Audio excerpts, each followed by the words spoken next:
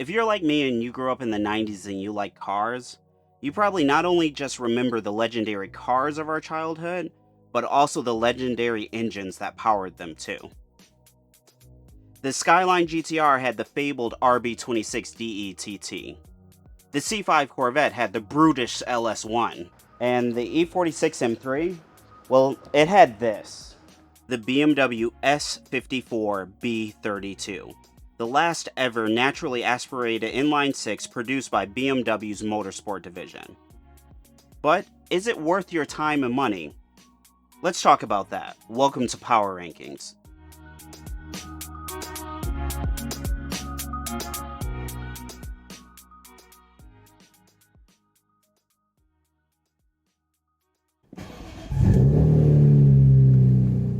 At the first Geneva Auto Show at the turn of the century, BMW unveiled the hotly anticipated E46 generation of the M3.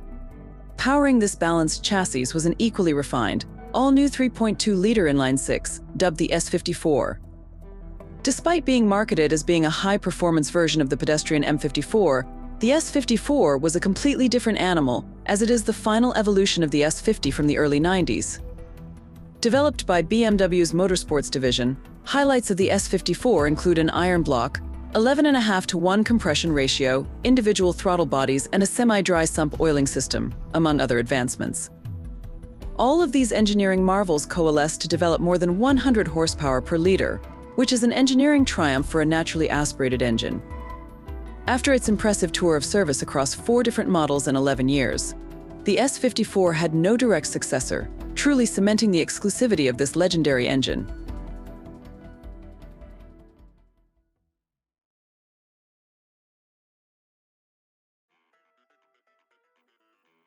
In terms of design, the S54 is definitely a 10. That top note, that cream, pure vanilla, sweeteners. That's a 10. If you have ever wondered what the engineers would design if the accountants let them off the leash for a little bit, the S54 is the answer to that question. BMW made very few compromises when designing the S54. For starters, the S54 isn't really based on the M54 like BMW's marketing department wants us to believe. Instead, the S54 is based on the incredibly potent S50, just with 16 times the detail. The S54 has an iron block, forged crankshaft, forged rods, 6 throttle bodies, piston oil squirters, variable valve timing on intake and exhaust, dual oil pumps that effectively function as a dry sump oiling system. All of this comes together to make an engine that makes more than 100 horsepower per liter. When looking at things from a design perspective, you could definitely make the argument that there are more robust engines on the market. In fact, we actually reviewed one in the last Power Rankings, which is the LS. The LS is a very robust engine, but to achieve that level of robustness and reliability, the LS isn't really that special of an engine. It's just a really good engine. The S54, on the other hand, allows your average car enthusiast to have access to engine technologies that are not easily accessible on other platforms. Despite having all of this advanced engine technology, the S54 is fairly straightforward in terms of engine design. Because of that, there aren't too many things that are overly complicated, but the S54 definitely does have its reliability issues. Rod bearings of M cars of this generation, so not just the S54 but also the S65 and the S85, basically had disposable rod bearings. While the rod bearings themselves are fairly cheap, they are going to require quite extensive amounts of labor in order to get them swapped out. VANOS is also another technology that is highly problematic for this platform. If I was going to sit here and go through everything that can go wrong with the VANOS system in a S54, this would be like a 30-minute long video. Another quirk of the S54 is that it actually doesn't have hydraulic lifter buckets for the valves. So because of that, you have to manually adjust the valve lash on S54s. And if it's out of spec, you're going to lose a whole bunch of power. While this may not be considered to be a reliability issue as BMW considers it to be routine maintenance, it's something that most car enthusiasts of today probably don't think about, and it definitely needs to be done. Other common issues that you might experience with the S54 are kind of common to BMWs, so no surprise here, the water pump, and then on top of that, your S54 will leak oil all over your garage just like every other BMW I've ever owned. Now, if you aren't deterred by the reliability of the S54, the biggest obstacle to getting one is its availability. Unfortunately, the best way to get a S54 is to buy a car that comes with one installed from the factory.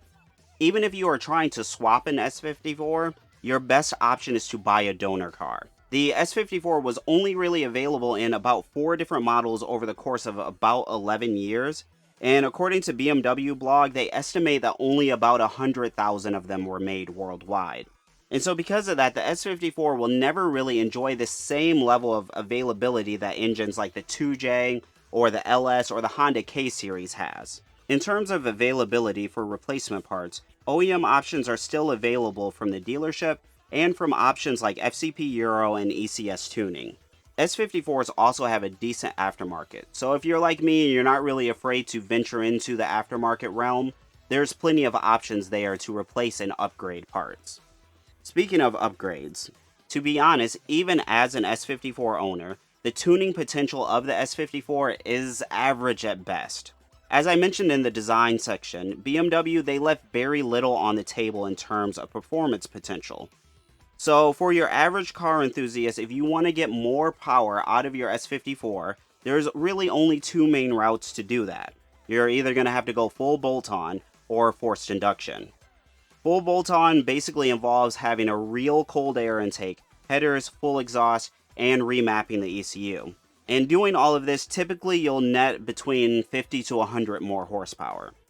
Now for forced induction, turbocharging or supercharging your S54 can cost between $5,000 to $10,000, and most of these kits tend to advertise turnkey installation, but from the conversations I've had with other E46 M3 owners, adding boost to a S54 is highly problematic. To realistically support forced induction, you really should be getting inside of the engine and adding pistons, a fuel system, changing out the head gasket, and upgrading the electronics package. So if what you're after is a great driving experience, my advice would be to go full bolt-on. Going full bolt-on gives the car a really OEM type feeling, or we could say OEM plus. So it's really enhancing the driving experience and not really taking away too many things. But if what you are after is just basically big numbers, I can't really recommend forced induction on a S54. Forced induction on a S54 is just too expensive, and it causes more headaches than I think it's actually worth. Instead, what I would recommend doing is getting a car with an N54. Whether if that's swapping an N54 into your car, or just buying a complete 135i, 335i, or a 535i, and owning that alongside your S54. And actually, that's what I did. The N54 has a factory turbocharged engine, so your horsepower per dollar ratio when doing upgrades is just way more attractive than you could ever pursue with the S54. And that's because the economics of the S54 isn't exactly what we would call great. And with the values of these cars skyrocketing, there's really no cheap way to get into one of these cars. Now, if you're just looking at buying the engine itself, basically you can expect to pay prices starting north of $4,000. When it comes to modifications on S54 cars can range from slightly higher than average to just downright unreasonable. And while these modifications do make decent horsepower for the context of this platform, when you look at the market as a whole, the dollar per horsepower return on modifications for a S54 is just poor, especially when you compare it to other platforms like the N54.